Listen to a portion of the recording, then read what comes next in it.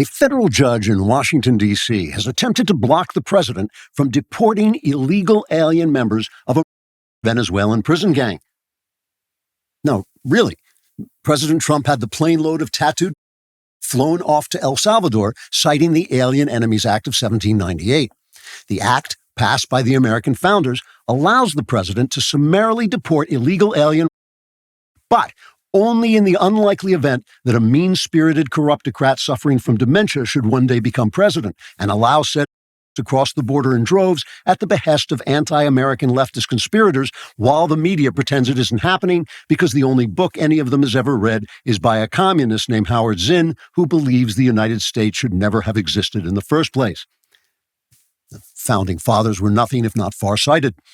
However, Federal District Judge Rufus T. Schnuckelpuss declared that Trump did not have the authority to deport illegal aliens who are members of one of the most violent gangs on the face of the earth, and ordered that the gangster's plane be immediately returned to the United States, or, failing that, an alternative group of alien gangsters should be found to replace the ones who were deported. Or, failing that, an equal number of American gangsters should be taught to speak Spanish and armed with guns and axes so that the crimes the Venezuelan gangsters would have committed do not go undone.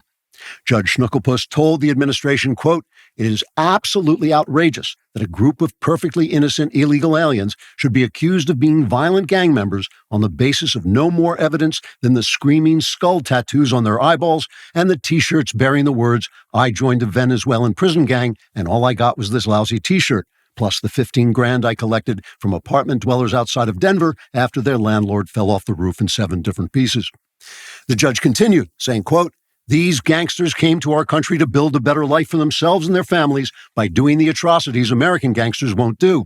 And it's completely unacceptable that the president should simply toss them out on the basis of an outmoded 18th century law we no longer respect or follow, like the Alien Enemies Act or the Constitution. This is not a country of crinkly old laws passed by men who wore wigs and wrote with feathers. This is a new, woke, modern country of 4,000-page laws that no one, including the Supreme Court, has ever read, but which are enforced by unelected bureaucrats in agencies that never should have been created in the first place, but can now never be destroyed because, after all, that's the law. Or might be the law if I had time to read it, but I'm too busy rereading this great book by Howard Zinn." Unquote. Administration officials said they wanted to obey the judge's order, but they could not demand the deportation jet to return right away because the Alien Enemies Act does not mention jets, and so they weren't sure the jet fell under their authority. The officials said they had tried to check the wording of the law, but a Secret Service dog had eaten it, and while they were chasing the dog around the White House trying to get the law back, the jet entered international airspace so that the pilots were now only allowed to speak Esperanto. And before officials could locate an Esperanto speaker, the jet landed in El Salvador, where the gang members were duly processed into the local prison and then given a decent Christian burial. Democrats scheduled a protest march against the deportations to take place right after their protest march against the administration's ban on child sexual mutilation, and right before their protest march against cutting waste and fraud, and possibly in conjunction with their protest march against closing the border from an invasion of unvetted illegals, which was to be followed by a meeting to discuss why Democrats are so unpopular nowadays. President Trump could not be reached for comment because he was busy brokering a ceasefire in Ukraine, an effort which a federal judge in Washington, D.C. has declared unconstitutional. Trigger warning, I'm Andrew Klavan, and this is The Andrew Klavan Show. We're going to win so much. We're going to win at every level. Hallelujah. Hallelujah. We're going to win economically. We're going to win with the economy. We're going to win with military. We're going to win with health care and for our veterans. We're going to win with every single facet. Zippity-doo-dah, zippity-yay. My, oh my, what a wonderful day. We're going to win so much, you may even get tired of winning. Yay! You'll say, please, please, it's too much winning. We can't take it anymore. I feel pretty, oh so pretty.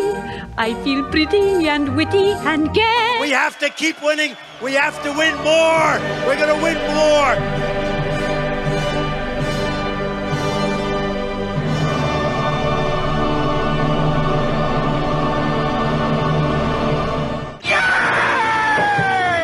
The hell was that? They keep changing my theme song. Anyway, we're back laughing our way through so much stuff. I can't stop laughing. If you would like to leave a comment wherever you are watching this show, whether you're watching on the DailyWire Plus, where you should be watching, I hope you're members and subscribers. But if you're watching on YouTube, it doesn't matter where you're watching, just leave a comment. And if that comment is completely disrespectful of all the laws of God and man, and if it's just reprehensible in every possible way, we will read it on the show because that's how we roll here. Today's comment is from FF12 Angel, and it says, when the Trump happiness montage stops being played, I will stop watching. Hail Trump's happiness montage. And of course, we have stopped playing that completely. It's just I just don't want to run that joke into the ground. So before I get started, I just want to quickly address this story that's obviously been in the news. Jeremy Boring stepping down as the CEO of the Daily Wire to focus on creative projects in the company like Pendragon and other things. The backstage he'll still be hosting and things like that. And I'm not going to talk about the business side of this. I know there's a lot of speculation about that, but I'm not really involved in the business end of the business. I'm talent and I come in and do my job. But I do want to say this. This is a personal statement. I was here at the Daily Wire from day one. I remember I had just gotten back from visiting my son in Oxford, England, literally just gotten back, and I was so jet lagged, I forgot to put my shoes on, and I showed up at Jeremy's pool house in my bedroom slippers, because I didn't even notice until after my show was over. I looked down and said, I forgot to put my shoes on, and Jeremy said, I noticed. I was here from the very start. I think the company was me, Ben, Jeremy, and Jonathan Hay. I'm not sure if Candace Brecka had joined us yet, but I think it was just the four of us. And I just want to say that Jeremy has not only been a steadfast friend of mine and all-around a good character, but he is the visionary who made this place into what it became very quickly, which was a major weapon, I think, in the fight, which is now, at least at this point, victorious, to make a corrupt mainstream media irrelevant. I think we were leaders in that fight. I think that we, and it was Jeremy's vision that took us there. And by the way, I'm not in any way negating or minimizing the immense talent of Ben Shapiro or later on Matt Walsh, and even, God forgive me for saying it out loud, even Michael Knowles. But finding talent and deploying it is Jeremy's major skill. And he used that skill and that vision to shape us. And I know he always idolized George Washington. And I think in our the way that the talent here has been kind of like the Minutemen popping up from the trees to take our pot shots at the empire of lies of the mainstream media. I think Jeremy did a pretty good imitation of George Washington in that role. So anyway, he's been a great friend. He's a wonderful person to know, an interesting guy. And on top of everything else, he has given me, through his vision and through the way he ran this company and shaped this company, he has given me 10 of the most fun, interesting, exciting years of a fun, interesting, exciting career. I've had an amazing career, but these last 10 years have been just as much fun as they could possibly be. And a lot of that was due to him. I'm incredibly grateful to him. And, I know there's a lot I hate about him online. I disagree with all of it. I think it's really silly. But he has just been terrific, and I'm sure whatever he does next will be equally amazing. And I hope whatever the Daily Wire does next will be amazing, and I hope to be part of that. So let's get to, I just had to say that, so let's get to today's episode, which is called Klavanon. Now, a friend of mine sent me a joke about a JFK conspiracy theorist. The guy dies. He's a conspiracy theorist about JFK, and he dies, and he goes to heaven, and God meets him there and welcomes him and says, as a welcoming gift, you're allowed to ask me, God, any one question, and I, being God, will answer your question with complete honesty. And without thinking about it, the conspiracy theory says, who really shot John Kennedy? And God says it was Lee Harvey Oswald, shot him from the 6th floor of the Texas School Book Depository. There were no accomplices. He acted alone. And the conspiracy theory thinks about that, and he says, wow, this thing goes higher up than I thought.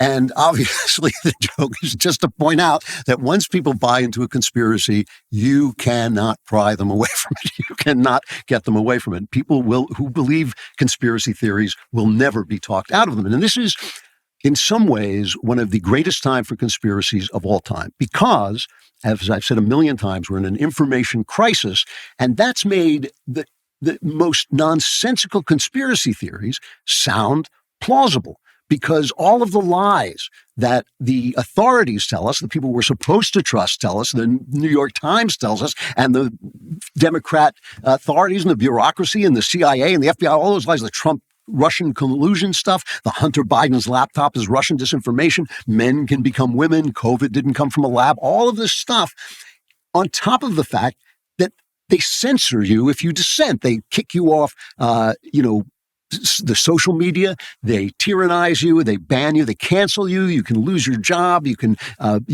be blacklisted and all this stuff. So you think, like, when a guy comes along and says, I defy those people, and I'm going to tell you that George W. Bush really bombed the World Trade Center. I'm going to tell you that the moon landing was fake. I'm going to tell you that the Jewish demons created the atom bomb to kill the Christians in Nagasaki. You think, like, yeah, because they're lying to me. Now someone has the guts to defy their tyranny and tell the truth. And it's all nonsense, the stuff that they're talking is nonsense. So we get a perfect storm of stupidity. We get these powerful jackasses on the one side censoring us and lying to us, and then you get the people reacting to them who get this glamour of defiance but are still talking nonsense. So I invented the joke Klavanon, obviously as a pun on QAnon, because QAnon was this idiot theory that I don't even remember what it was about child sex abuse, and Trump was going to deploy the army and all this stuff. And I pointed out that it was idiocy. This QAnon was stupidity and ridiculous, but it was also true that people in power are abusing underage people for sex. And that's whether, and the authorities are covering up. That's whether it's Jeffrey Epstein, which we still haven't gotten the papers on, the Muslim grooming gangs. If you live in England, you're not allowed to say grooming gangs because that's Islamophobic. Catholic priests who were passed from place to place, Hollywood gays, the gay mafia in Hollywood who pass around young actors. You're not allowed to talk about them. So Klavanon are the real things that are happening that inspire the fake conspiracies. And so I want to talk about some of those.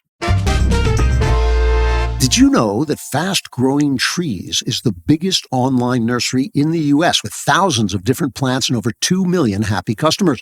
They have all the plants your yard needs. Fruit trees, privacy trees, flowering trees, shrubs, and so much more. Whatever plants you're interested in, Fast Growing Trees has you covered. Find the perfect fit for your climate and space. Plus, Fast Growing Trees makes it easy to get your dream yard. Order online and get your plants delivered directly to your door in just a few days without ever leaving home.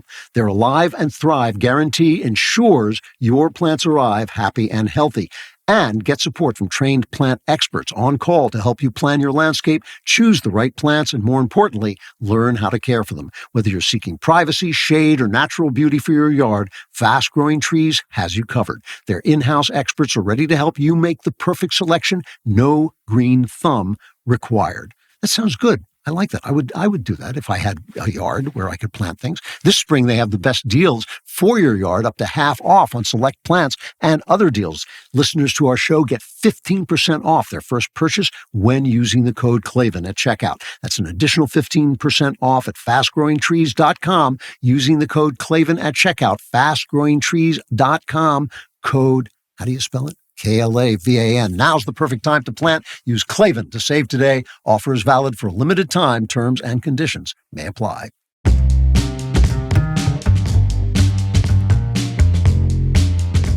Chapter 1, Judge Not.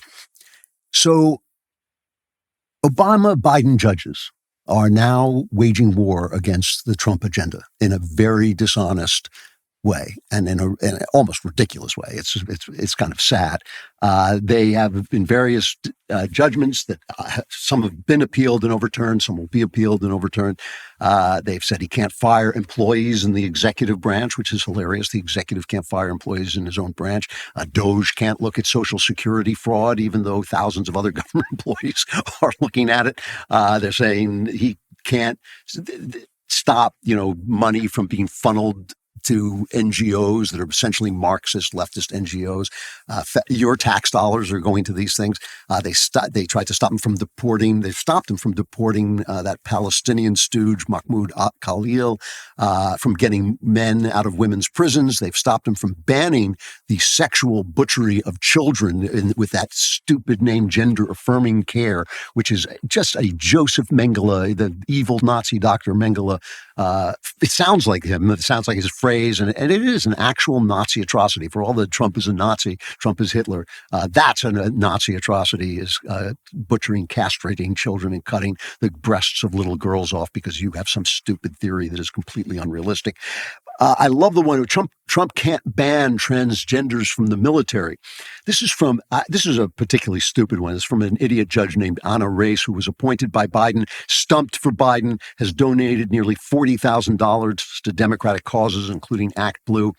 And she says, why can transgender people who think they're something they're not, so they're, that's a mental illness, why can't they serve in the military? She says the court's opinion is long, but its premise is simple. In the self-evident truth that all people are created equal, all means all, nothing more, and certainly nothing less. But that's obvious nonsense. The Army is not, a right. You don't have a right to serve in the Army. It's like the New York Yankees. You have to get in there. And, she says these people fought for the very freedoms that you're denying them. And I thought, that's absurd. It's like if a child was in the Army and we said, hey, no children in the Army, that child, fought for the very freedom. No, this is the Army is a specific thing meant to kill our enemies, fight and kill our enemies. And the people who can't do it, say if they're crippled or in some way, or think that they're a sex that they're not, they shouldn't be allowed to serve. And I got this is my favorite part of her decision. This is hilarious. I got this from the American Mind podcast at Claremont, where my son is sometimes on the podcast, but this was from Ryan Williams, I believe. And he found a footnote where she says all men are created equal. I am not making this up. In the footnote to this decision, it says, and women were included in the sequel when passage of the 19th Amendment granted. And then it says, see Lin-Manuel Miranda, Hamilton, an American musical. In other words, she's citing a musical because they said in that women were included in the sequel and people are equal because it rhymes with equal. So she's citing unbelievable stupidity. Anyway, on and on. All Obama and Biden judges, I think they're all in D.C. and deciding that, you can bring a thing in from D.C. because it was passed by the president, and then they can stop it all over the country, which is a matter that should be decided by the Supreme Court. And so far, John Roberts, the Chief Justice, has not had the guts to bring this forward.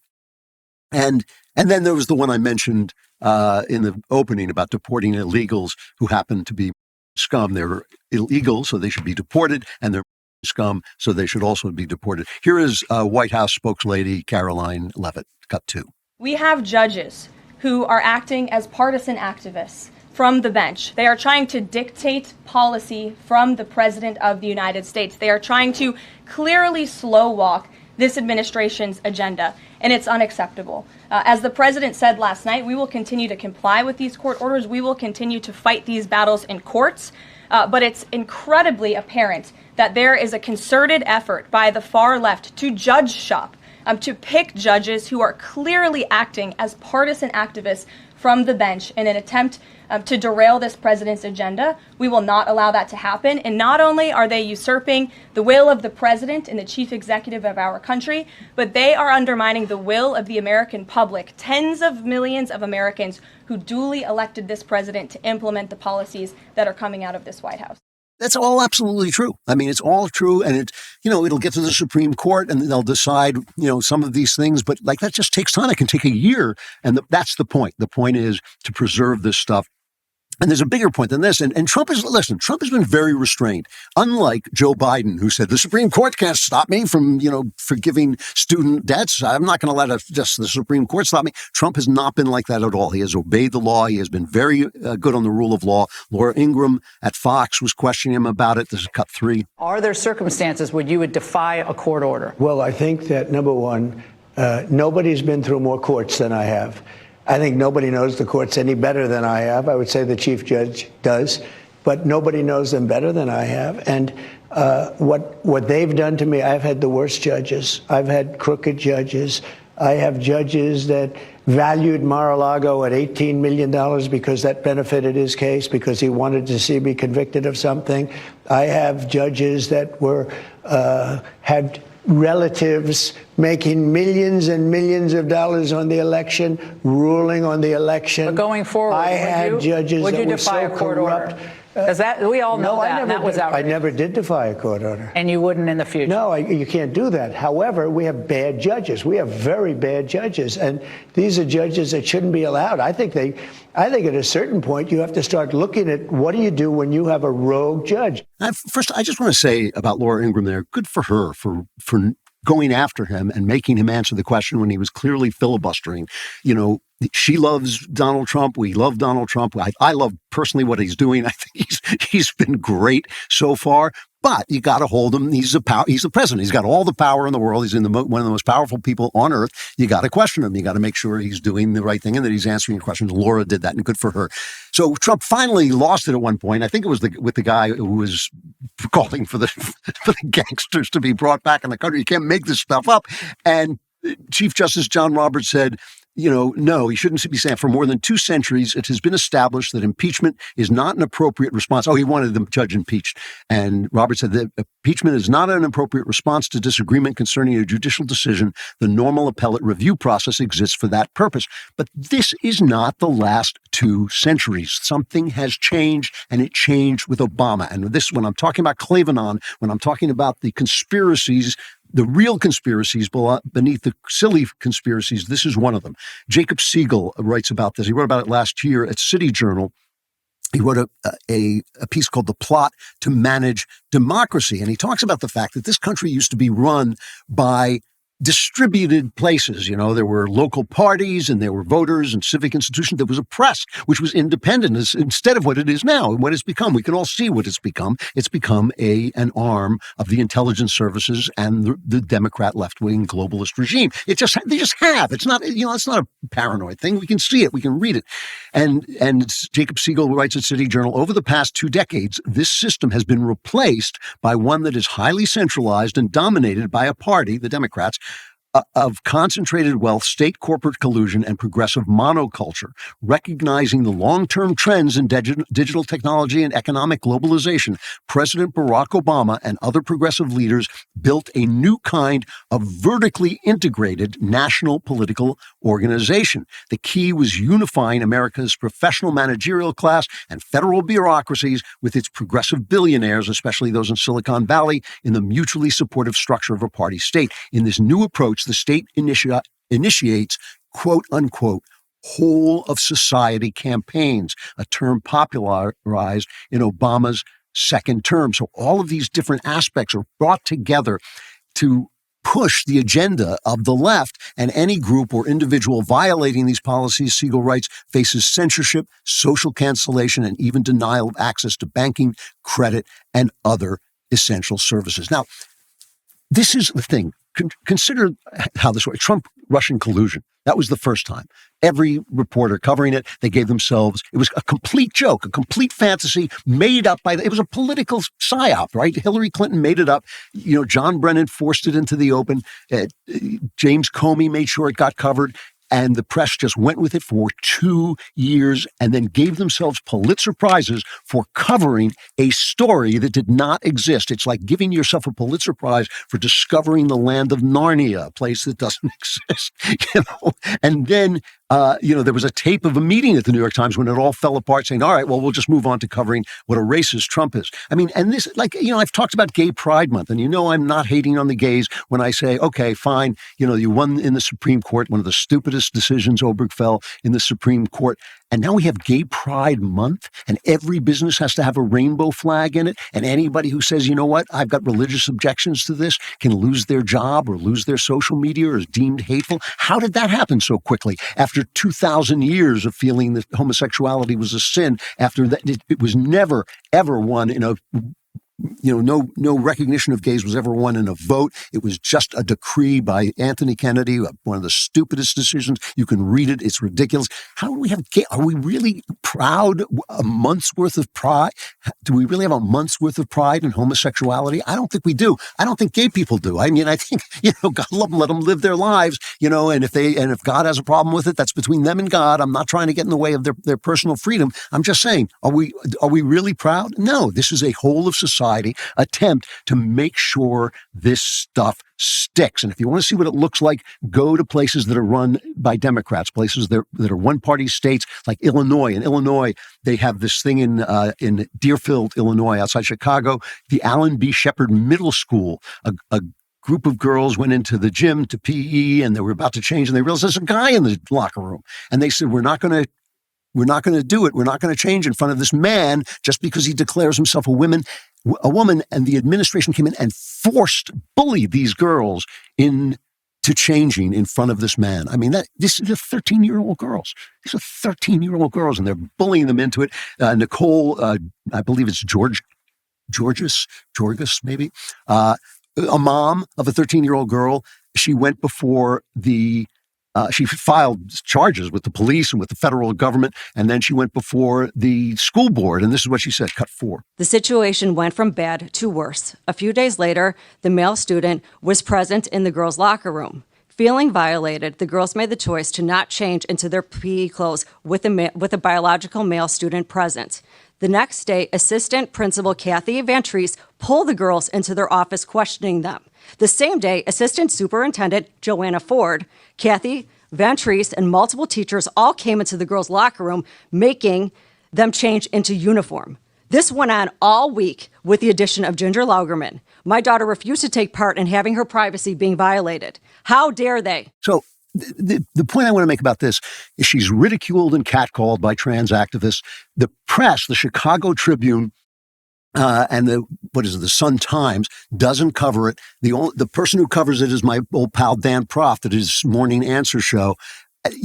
This is something that 100% of Americans know is crap. They know you're not a girl just because you dress up as a girl. Every single American, including the transgenders, anybody who's not literally mentally ill, knows this is baloney. And 80% of the people oppose it. And yet, if you're in a Democrat atmosphere in a single-party state, they can do this whole of society press to essentially erase the female gender. It's an amazing, amazing power. So, and so this is why the Democrats can't change, okay? This is the real conspiracy, this whole of society thing. The Democrats can't change because they are trying to put the fragments. In the last election, this whole of society unit was fragmented, and they're trying to hold those fragments together. They don't want to give up on that power to suppress the truth and to enforce their way of thinking on every single aspect of society. Why are these judges going after Elon Musk? Why are people setting fire to Tesla dealers? Suddenly Elon Musk, the hero of the left, because he was going to solve global warming, is suddenly a villain. Why are they so upset about this? It's simple, because these guys are taking money from you and passing it through federal agencies that are not being looked at, and they're passing them to NGOs, to non-government organizations with leftist agendas. And so they're using your money, they're taking your money, and they're just giving it to these far left groups, these Marxist groups, and Elon Musk caught them because he understands how to use algorithms and how to use computers, and they don't really know as much as he does. So that's why they hate him. That's the whole point. And when people complain about what a bull in a china shop Donald Trump is, and when they burn down the Tesla things, and the Democrats wink and nod at the violence against Tesla, it's because this thing is in place and they don't want to let it go. This whole of society power play is in place. And it takes a guy like Donald Trump to take a hammer to the machinery of this tyranny and break the lies, this machinery of lies that's Klavanon. So listen, I know a lot of you should get a Helix mattress because you want to sleep on a comfortable mattress so you don't wake up aching in the morning.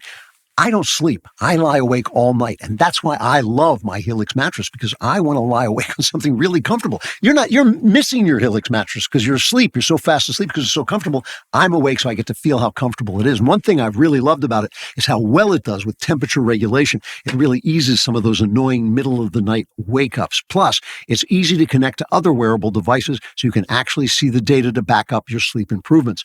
What makes Helix different is they don't just sell you a random mattress. They actually match you with the perfect one for your body and sleep style. Whether you're a side sleeper, back sleeper, or like me, a non-sleeper, they've got you covered. And trust me, when you find the right match, you'll wonder how you ever slept or lay awake on anything else. Right now is actually the perfect time to upgrade your sleep because Helix is offering a terrific March Madness sale. Go to helixsleep.com/Klavan to get 20% off site-wide. That's helixsleep.com/Klavan for 20% off site-wide. Once again, let's sing it this time. helixsleep.com/ how do you spell it? There are no easy things.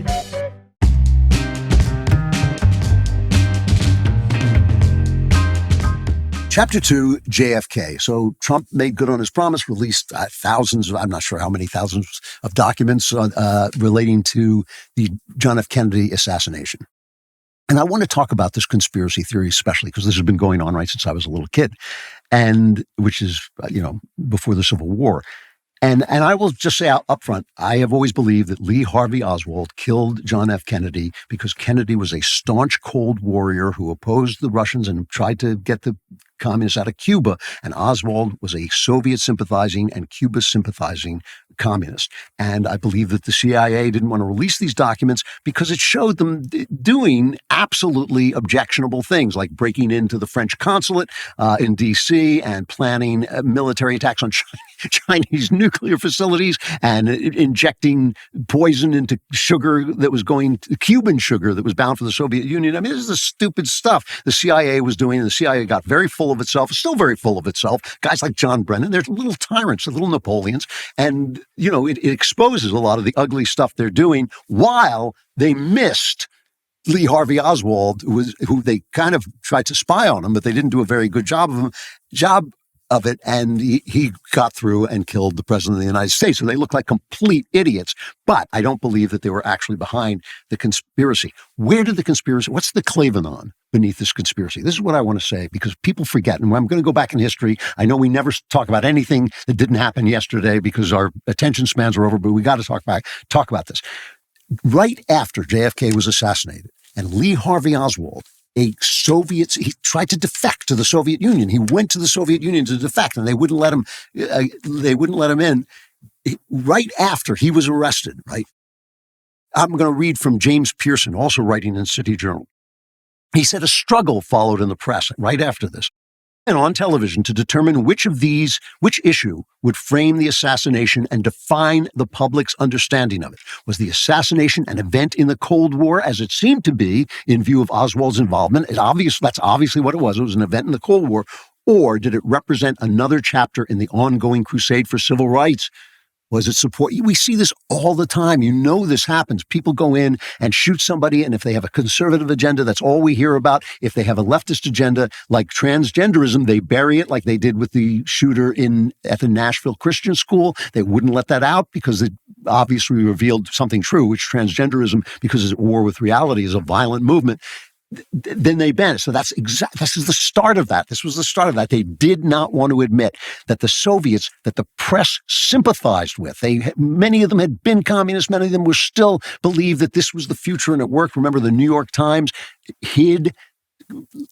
actually conspired to hide Stalin's starvation of millions of Ukrainians by burying that story, then lying about that story. And so they sympathized with these guys. They were Reds, and they thought it was the conservatives who were going, no, the Reds are bad guys. The Reds are the bad guys. And the 3 words you can never say, conservatives were right. You cannot say those 3 words in America. And conservatives were 100% right. So they wrote all these stories. James Pearson, again, in City Journal, saying, leading journalists and political figures insisted that Kennedy was a victim of hate, which meant racial bigotry. It was created by racial bigots, the Ku Klux Klan, and anti-communist zealots, namely conservatives. They claimed that JFK had been killed because of his supports for a civil rights bill. James Reston, who was the chief political correspondent, wrote a front page saying Kennedy was a victim of the violent streak he sought to curb in the nation, meaning right-wing violence. And Chief Justice Earl Warren, who wrote the Warren Report, the investigation into the shooting, blamed quote-unquote bigots for Kennedy's death and never changed his mind. And so this was a full court press to frame the Kennedy assassination, which broke the heart of this country, to frame it as a conservative plot when it was a leftist plot. And you know they do this. You know they do it all the time. And Lee Harvey Oswald had already been arrested, and he, like I said, he was a communist, defected to the Soviet Union, he tried a couple of months before, he tried to shoot a conservative retired Army general. He fired a shot through the guy's window, just narrowly missing him. So he was obviously a shooter, he was obviously the shooter. And this whole conspiracy, in my mind, was to cover this up. It's been a cloud that they put over the country to cover up the fact that it was people they liked, a philosophy they liked. Bernie Sanders going on his honeymoon to the Soviet Union, still pushing this crap. Young people who don't know better, still cheering for this crap. People still assigning Howard Zinn's communist hatred of America in their classes. Matt Damon selling it in his first movie. All of this stuff, Howard Zinn's, hateful book about America. The entire history, in my mind, of this part of the 20th century should be rewritten. In 1940 and 50, there was a trial. Alger Hiss was put on trial. This was a Soviet spy. He was working at the highest levels of government in the State Department. He helped frame the Yalta Conference, where the world was divvied up between the powers that won World War II, and Stalin got Eastern Europe. He was part of that. He helped with the formation of the United Nations, which was basically an attack on American sovereignty. He was exposed as a communist spy by Whittaker Chambers, who was a penitent spy who had worked with him. And you can read Witness, which is Whittaker Chambers' memoir of that. And it's a great, great book. It's a classic book, really worth reading. The press was totally on Hiss's side. He was one of them. He was upper class. They liked him, and so he was a little bit red, aren't we all, and they never forgave. The person they never forgave in this was Richard Nixon. Richard Nixon, as a congressman, went after Hiss and would not let him go, and he was proved right.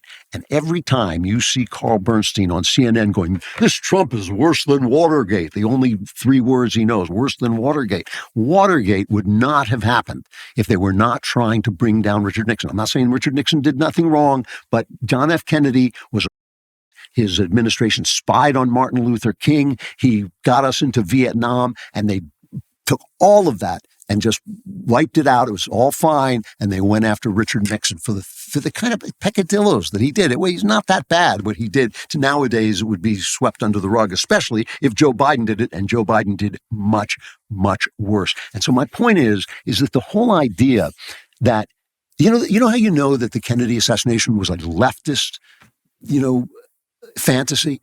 Because the movie JFK was made by Oliver Stone. And that movie is one of the weirdest movies in American history, because Oliver Stone is an incredibly talented guy. And the movie is beautifully made, and it tells a true story about a New Orleans district attorney who believed it was Kennedy's assassination was a right-wing plot because Kennedy was going to pull out of Vietnam, untrue, and that he was going to shut down the CIA. And Kevin Costner played this heroic guy putting forward this complete fantasy. The reason it's such a weird movie, it's beautifully made. It's a total fantasy. It is a complete fantasy. Here's the scene where Costner delivers his impassioned, it must be going for 15 minutes, closing address to the jury. Just listen to this for a minute. Listen carefully. It's cut 13. If the government is the truth, if we cannot respect the hearts of these people, then this is not the country in which I was born in, and it's certainly not the country that I want to die in. Tennyson wrote, "Authority forgets a dying king." This was never more true than for John F. Kennedy, who was probably one of the most terrible moments in the history of our country. You, the people, the jury system sitting in judgment on Clay Shaw,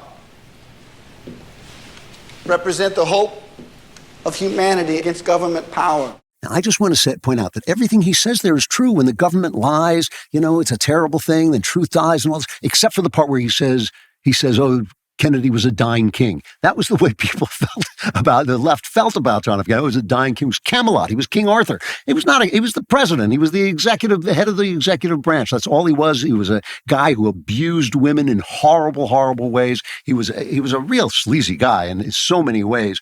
And, there's no way to judge him as a president because his presidency was cut short. But look, people say these true things. The government's lying to, we're surrounded by lies.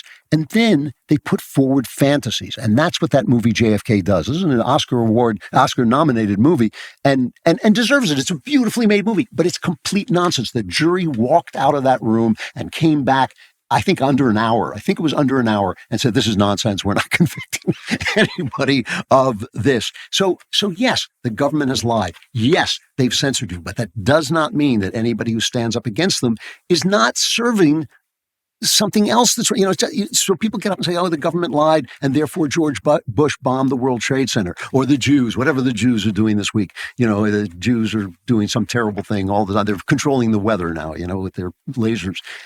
Just because the first part of that is true doesn't mean the second part is true. And I strongly believe that the Klavanon here is that the left has rewritten and lied about the Cold War, that in the same way they gave Gorbachev the Nobel Prize instead of Reagan, whereas Gorbachev would have preserved the Soviet Union with his dying breath if it hadn't been for Reagan and Thatcher. And they just abuse Reagan and demonize him. And all they talk about is the Iran-Contra, scandal, but they don't talk about the fact that he freed a huge section of the world. They have rewritten that entire century in order to lie. And the JFK conspiracy, I believe, is part of that. Lee Harvey Oswald was a communist. He killed Kennedy because Kennedy was an anti-communist and a strong cold warrior.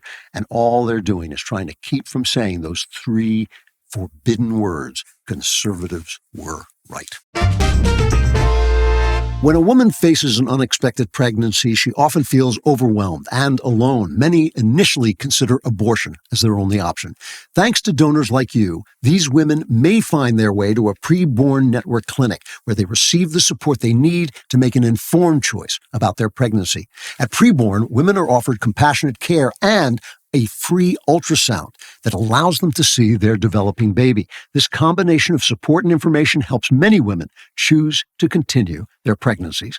There are many women out there who are unaware of their options. Take Acacia, for example. Acacia discovered she was pregnant, felt completely overwhelmed and unsure which way to turn. She found her way to a PreBorn network clinic where the staff provided her with supportive care and a free ultrasound. Seeing her developing baby on the screen helped Acacia make the decision to continue with her pregnancy.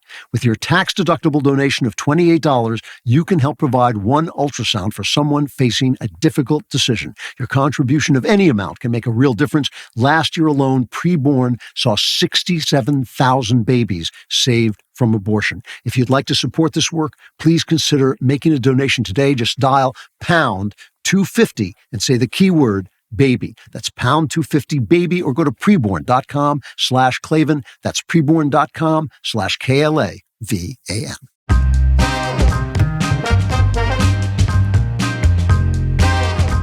Chapter 3, a former newspaper. Just to drive this point home of how desperate they are to rewrite history to keep from saying conservatives are right, and how that makes us crazy, and conservatives keep thinking, well, that then therefore anything they say is right. Let's take a trip to the stupidest place on earth. It's the Times op-ed page, which we like to call Knucklehead Row. Oh, hey, hey, oh, hey, ho, let's go waltzing down to Knucklehead Row. So an opinion piece from a Knucklehead Row in the New York Times, Zeynep Tufekci, professor of sociology and public affairs at Princeton University. And she writes, we were badly misled about the event that changed our lives. So I wanted to fix that headline, as they say online, I fixed it for you. I wanted to fix it. We lied so much. We can't even write a long enough column to say how much we lied. So this is a column about COVID. And she says, in 2020, when people started speculating that a laboratory accident might have been the spark that started the COVID-19 pandemic, they were treated like kooks and cranks. Now, again, I'm kind of penciling things in. They were treated like kooks and cranks by the New York Times. Many public health officials and prominent scientists dismissed the idea as a conspiracy theory, insisting that the virus had emerged from the animals in a seafood market in Wuhan, China, along with the New York Times. And when the nonprofit called EcoHealth Alliance lost a grant because it was planning to conduct risky research into bat viruses with the Wuhan Institute of Virology, research that, if conducted with lax safety standards, could have resulted in a dangerous pathogen leaking out into the world, no fewer than 77 Nobel laureates and 31 scientific societies lined up to defend the organization, as well as the New York Times, right? So, this is the kind of stupid stuff that was going on, if you don't remember, when Trump called it the Chinese virus, just like you have German measles or something like that. This was the way the press treated him. This cut 5. I would like to begin by announcing some important developments in our war against the Chinese virus. Why do you keep calling this the Chinese virus? There are reports of dozens of incidents of bias against Chinese Americans in this country. Your own aide, Secretary Azar, says he does not use this term. He says ethnicity does not cause the virus. Why do you keep using this? A lot of people say it's racist. It's not racist at all. No, not at all. It comes from China. That's why. It comes from China. I want to be accurate. But, we have to remember, do you remember how Anthony Fauci, this guy who screwed up the AIDS crisis and now is screwing up this crisis? Do you remember how people were lighting candles with his pictures on him and just like idolizing him? And he was, oh my God, he was getting glamour shots in the magazines that wouldn't put any glamour shots of Melania Trump in there, who's an actual glamorous person. Here is Fauci testifying before Rand Paul about that eco-health system, where what happened was Fauci, leading the NIH, sent money that went eventually to gain-of-function research in Wuhan, which was illegal. It was illegal for us to fund gain-of-function research, which is stuff that takes these diseases and makes them stronger. Probably most likely they say it's so they can, cure it more, but I think it's to use them for bioweapons. So he could, arguably be partially responsible for a lot of deaths. So here's Fauci testifying under oath to Rand Paul. The NIH has not ever and does not now fund gain-of-function research in the Wuhan Institute. And he stuck to that, except as he went along, he said, well, it started to sound a little Clintonian. Remember, it all depends on what is. It all depends on what sex is. It all depends on what line, is all that stuff. He started to say, well, it all depends how you define gain-of-function research. This was, research that maybe in which the viruses gained some function, but that doesn't mean gain of function. The of was missing because the of was, so it was maybe function gain, but it wasn't gain of function. He did it. And, that led into this disaster that killed millions of people. And all that time, these reporters act like, the phrase mistakes were made. That's the way reporters act. It's like, how on earth could we have known? We only are the most powerful research, the New York Times, how could they have known? They're only the most powerful research tool on earth that's not artificial intelligence. How could they possibly have found out? Well, they could have done some investigating. So here's my favorite part of this column, and this is why I wanted to read it. It's not hard to imagine how the attempt to squelch legitimate debate might have started. Some of the loudest proponents of the lab leak theory weren't just earnestly making inquiries, they were acting in terrible faith, using the debate over pandemic origins to attack legitimate, beneficial science, to inflame public opinion, to get attention. For scientists and public health officials circling the wagons and vilifying anyone who dared to dissent might have seemed like a reasonable defense strategy. And once again, they leave out the press, who was flagrantly guilty. It wasn't just scientists. It wasn't just public health officials. It was the New York Times. It was all of them. They were writing stories, with headlines that just that dismissed the emails between Fauci and Francis Collins, saying we have to hide the Wuhan narrative, basically protecting the fact that that Fauci was guilty here. There was a New York Times headline, "Scientists under fire from Republicans defend Fauci and COVID origin study." That whole last paragraph can be reduced to, well, conservatives were right, but they're so awful that were they really right? Were their intentions good when they were being right? Were they dressed so poorly? Was they dressed nicely when they were being right? It's all about this. And this is this rewriting of history all the time. And so you have to be careful. You have to be careful when you start to say, okay, history has been completely screwed up. Therefore, that opens the door to anybody who wants to rewrite it with complete nonsense. Vladimir Putin is a wonderful, wonderful person. The Jews bombed Nagasaki to kill Christians. All of this nonsense. Well, we'll talk about this more in a moment, but I just want to say that when these guys rewrite history to protect themselves and keep in place this whole of society push to make everybody a globalist leftist, when they do that stuff, it opens the door to people on our side who want to sell their lies, and we have to watch for that. So if you own a handgun, you know the dilemma. You either keep it locked away somewhere secure but tough to access, or you compromise on security for quick access. Neither option is ideal.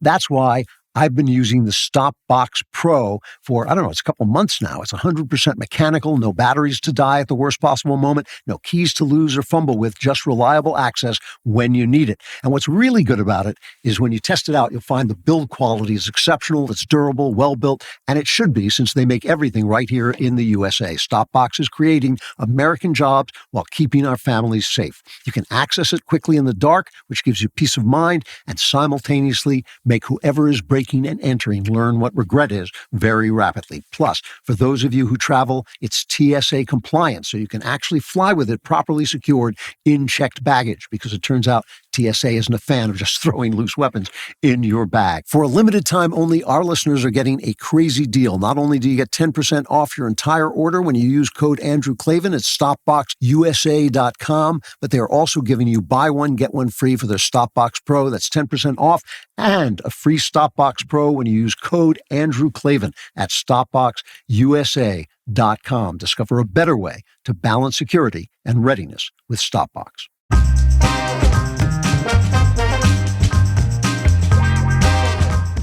Final chapter, Living with Klavanon. In 1950 or so, a very famous literary critic named Lionel Trilling said that it's a plain fact, he said, that there are no conservative or reactionary ideas in general circulation. There's only irritable mental gestures which seek to resemble ideas. And I don't know if that was true in 1950, but it's true now of the left. They don't really have any ideas. You can't think of anything that the left has said that has any kind of connection to reality, that's an intellectual perspective on things. We say men are women and, we have to let men be women because reality doesn't exist. That's not an idea. That's just an irritable gesture. And I think there really is no intellectual life on the left anymore. I think all of the smartest, all of the people who are thinking on the right. Not all of them are right, but that is why it matters so much that we keep our ideas fresh and clean and preserved from, every movement, every philosophy, every ideology has its bad guys. It has, and that's going to be true of us too. And if we are going to win and gain power, which God willing we will, those are the things we have to stave off as long as we can to keep power from corrupting us. So in 2014, the Treasury Department Inspector General caught the IRS targeting Tea Party conservatives to make it impossible for them or harder for them to get tax-exempt status in order to shut them up and keep their movement from growing in the run-up to the midterm elections. The report came out, and here was Barack Obama, the president's reaction in, I guess it was May of 2013, cut 7. I've reviewed the Treasury Department Watchdog's report, and the misconduct that it uncovered is inexcusable. It's inexcusable, and Americans are right to be angry about it, and I am angry about it. I will not tolerate this kind of behavior in any agency, but especially in the IRS, given the power that it has and the reach that it has in all of our lives. And as I said earlier, it should not matter what political stripe you're from. The fact of the matter is that the IRS has to operate with absolute integrity. The government generally has to conduct itself in a way that is true to the public trust. That's especially true for the IRS. So here's what we're going to do. First, we're going to hold the responsible parties accountable. All right, so that was what he did when he thought maybe he was going to get caught on this, because he was obviously part of this. The guy from the IRS was walking in and out of the White House every day. And that's when he thought he was going to be caught. But then he began to realize the press was never going to attack him. They never attacked him. And when anybody asked a difficult question in a press conference, he was attacked as racist by fellow members of the press. It didn't even have to be, a really tough question. It just had to be questioning the guy's motives. They didn't make jokes about him on Saturday Night Live. He was an obsidian wall. You couldn't get a grip. That's what one of the writers said. He was an obsidian wall, smooth, black wall. So you could not get a grip to make a joke about him. A guy who ate dogs and smoked dope most of his life, and possibly hung out in gay bars. You couldn't make a joke about him. This is what he said when he realized the press wasn't going to touch him over it. And nobody, by the way, was ever penalized for, punished for basically using the IRS, the power, this amazing power of the IRS to penalize, to skew the vote. Okay. This is what he said on Fox News, Cut 8. What some people are saying is that the IRS was used at a local level in Cincinnati, maybe other places, to go after. Absolutely wrong. But how do you know that? Because we still don't know what happened there. Bill, we do. That's not what happened. Folks have, again, had multiple hearings on this. I mean, these kinds of things keep on surfacing, in part because you and your TV station will promote them. But when don't folks you feel actually there are unanswered questions? Bill, when you actually look at the stuff, there have been multiple hearings on it. What happened here is that you've got a 501c4 law that people think is confusing. That the folks did not know how to implement. Okay. Because it basically says, so you're saying if you were no corruption there at all? No, that's not what I'm saying. That's actually no. But I want to know what you're saying. You're the leader of the country. You're saying no corruption. No. None. No. There were some boneheaded decisions. Out of a but no local mass office. corruption. Not even mass corruption. Not even a smidgen of corruption. Not even a smidgen of corruption. They were so corrupt. They did it on purpose. He knew they did it. He directed them to do it, allegedly. But obviously that was Bill O'Reilly. His name skipped my brain for a second. And Bill O'Reilly was, questioning him. No corruption. So we're going to hold everybody accountable. We're going to I'm really angry about this. Nah, nothing going on. Here's the Klavanon dilemma for the right. I think Trump is doing a great job. I'm thrilled with what Trump is doing. And, there's some blundering around. They're rushing. And, sure, he's not a perfect guy. But, I think he's doing a great job. I think this bureaucracy is a cancer. I think it needs to be ripped up. I hate this idea that we're supposed to just live with everything the left does. The old joke that what conservatives conserve is what the left did in the last administration. That's all conservatives ever conserve. No, Trump is actually ripping up this cancer that has taken the Congress basically out of action and strangled the government. You can see that Trump, the executive, is not even being allowed to fire people in the executive branch. It's ridiculous. The Klavanon dilemma, the dilemma for the right, is that we have to still, loving Trump though we may, we have to still make sure that he sticks to the law. Because just because they're breaking the law, if we start to break the law, that just escalates the end of the constitutional order. And that doesn't mean we have to get all delicate about it. And, it doesn't mean we have to be prissy about it. Because this is the thing really bothers me about the Never Trumpers. You don't hear a word from them during Joe Biden's reign of terror. And it really was despicable, the stuff. Joe Biden was one of the worst people in government ever, in our governments ever. You don't hear a thing from the Never Trumpers about that. But the minute Donald Trump steps a little bit out of the line or tries to get something to go to the Supreme Court knowing he'll be sued, oh my God, the cries, and I don't want to name them because some of them are friends and some of them are on the right, still on the right in some ways or other. But listen, when you deport a bunch of illegal aliens who are members of a Venezuelan prison gang, I'm looking the other way. I'm sorry, I love the Constitution. I want the letter of the law to be fulfilled. Sometimes a perp falls out of it, down a flight of stairs, sometimes that's the way it goes. These guys have got the tattoos all over them. They're killers. They're taking over towns, and extorting money out of people so long. And, This judge, he may win on a technicality, but I do not want that plane coming back. And if you think I'm going to cry over that, you are absolutely wrong. I think Trump is doing a great job, but yes, we have to do what Laura Ingraham did. I think she was a model right there of what, of the way we have to talk. We have to make Trump answer questions. We have to make sure he's honest. We have to stand up when he does something that's really wrong. We can't let them manipulate him. Remember, the way this works is that they keep calling crisis. Remember, everything's a constitutional crisis. They did a great supercut of this, like cut 9. New warnings of a constitutional crisis just weeks into Trump's second term. The stage is set for a constitutional crisis. Could this signal the start of a constitutional crisis? Legal experts say our country could be headed toward a constitutional crisis. They're calling this a constitutional crisis. This is a constitutional crisis? I am unapologetic in suggesting we are in a constitutional crisis right now. Are we already in a constitutional crisis? Those two words, right? Constitutional crisis. The reason they do that is because one day there will be a crisis. One day there'll be a crisis. He's president of the United States, right? You can't go 4 years without a crisis. And that's when they'll say, see, it is it's been like this all along and now it's only coming true. I get it.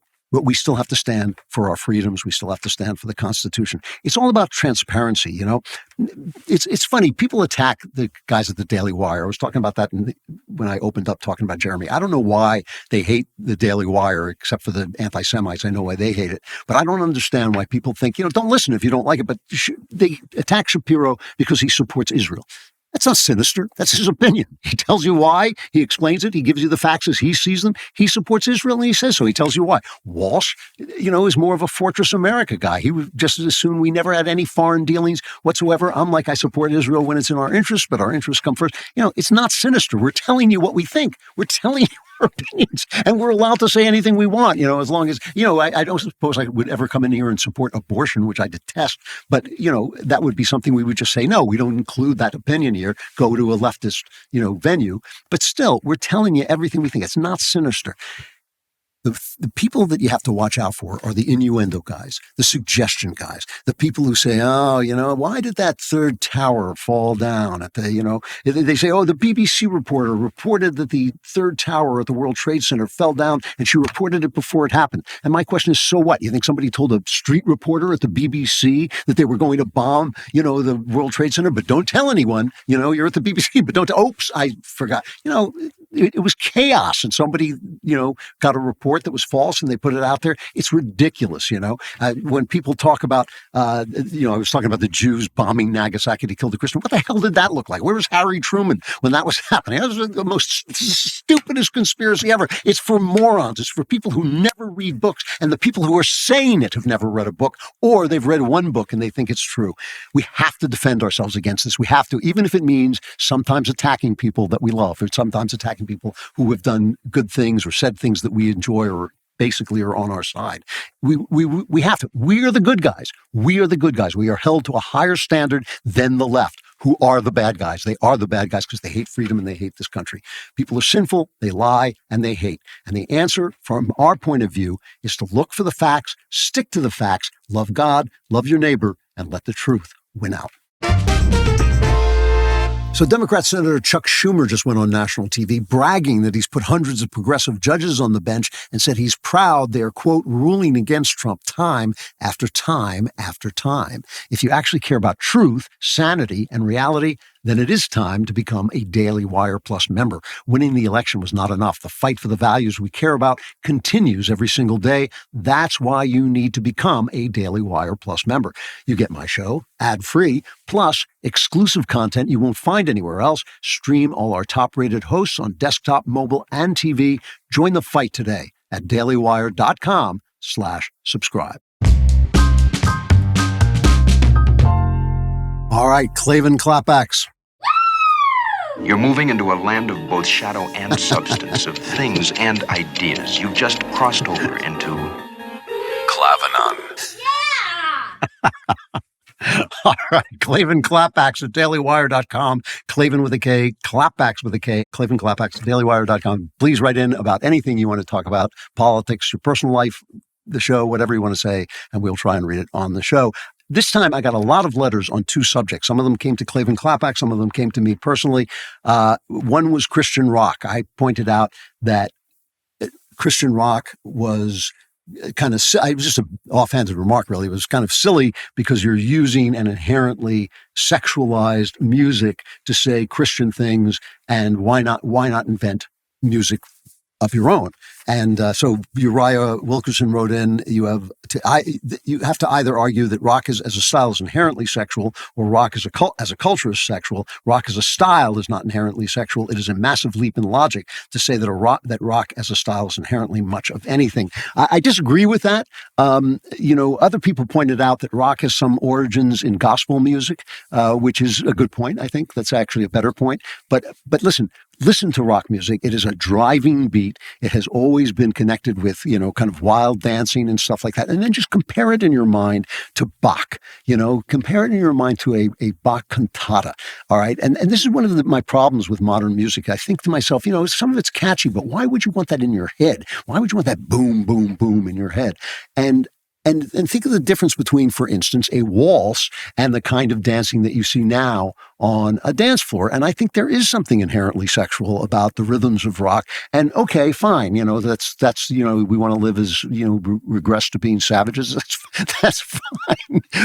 But still, with crappy music, great, go ahead. But Christianity once generated Bach, right? Bach was a Lutheran, working in churches, and he was inventing that music to celebrate God. And so if you're doing music to celebrate God, why not make up a form, your own form, to do that with? That was my point. My point was simply that Christianity should be, Christianity is alive, it is the generator of forms, not the user of other forms. Whether you disagree with me about the sexual nature of rock or not, Christianity should be the generator of forms. And the other thing that people talked about was about the engineer. Paul wrote in and said, I heard your response to the engineer looking for Jesus. One of the strengths of engineers is that they accept reality. When a rocket blows up, it doesn't matter if you really like your idea, it didn't work. I think your answer to him was perfect when you said, you have to believe in Jesus because Jesus is real. He says, but maybe you have a point about flow and snapshots, but I think engineers are pretty good at flow sometimes too. And a lot of people engineers wrote in and said, no, we're not just kind of all Elon Musk type people. We actually do understand the flow of things, and we like art and stuff like that. And of course I was generalizing, but I'm saying that the kinds of ideas that go into fixing machines and the kind of ideas that go into seeing that the world is a flowing organism and that life and human life sometimes defies logic, and that logic is not always the best way to solve a problem. There's sometimes pure inspiration and intuition. I think intuition is probably a better way to solve problems. That's not the first thing I think about when I think about engineers, but still, I was generalizing. All right. We got to go to Member Block. Become a member today by going to dailywire.com/subscribe and use code Klavan at checkout. You get 2 months free on all annual plans. And if you don't do it, you're Klavanless. And you know what that's like. It's dark, it's ugly, it's screaming, yelling, people, the torture, those little demons with the pitchforks. Don't do that. Come to Member Block. And at least you get another, 10 minutes or so before you have to go there.